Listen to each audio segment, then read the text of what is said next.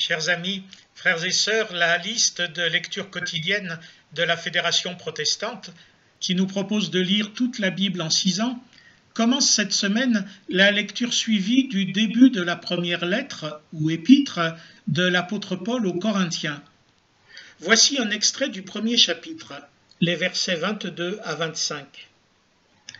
Les Juifs demandent des miracles et les Grecs cherchent la sagesse.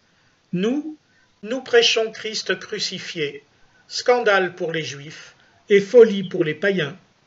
Mais pour ceux qui sont appelés, tant Juifs que Grecs, Christ, puissance de Dieu et sagesse de Dieu. Car la folie de Dieu est plus sage que les hommes, et la faiblesse de Dieu est plus forte que les hommes. Les chrétiens de Corinthe étaient donc comme nous autres. Il y avait ceux qui voulaient voir l'action de Dieu et ceux qui voulaient une religion compatible avec la raison.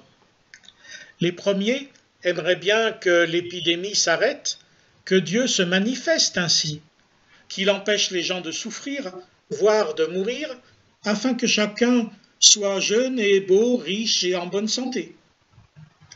Les seconds avaient de la peine avec un Dieu fait homme, certains avec la mort de Jésus, mais surtout avec sa résurrection, comme les gens qui, à Athènes, ont dit à Paul « Nous t'entendrons là-dessus une autre fois ».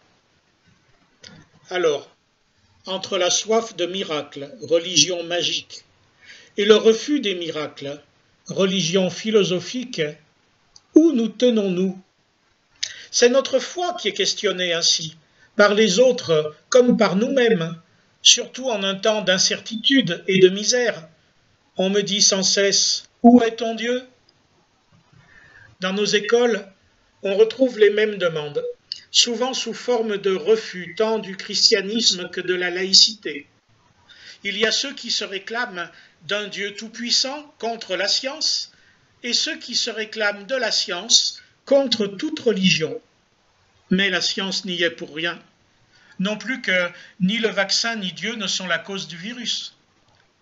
Face à ces demandes, à ces revendications pour ou contre Dieu, dans lesquelles s'expriment nos convictions, mais aussi nos détresses physiques, sociales ou intellectuelles, nous confessons et prêchons un Dieu fou et faible.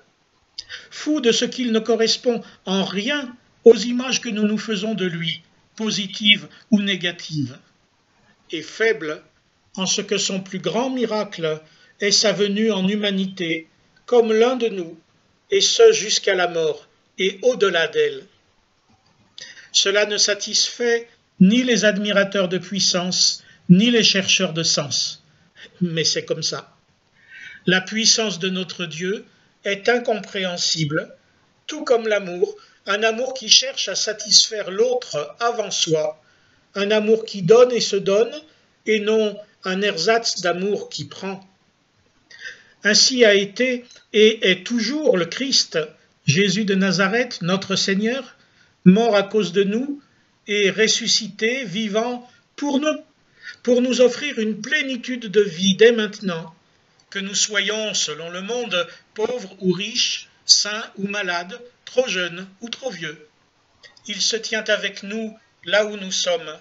Cela ne se voit pas, cela ne se comprend pas, mais il en est ainsi, et notre foi saisit sa présence.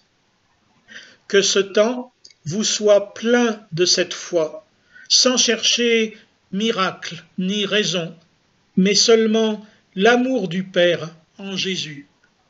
Salutations fraternelles à tous.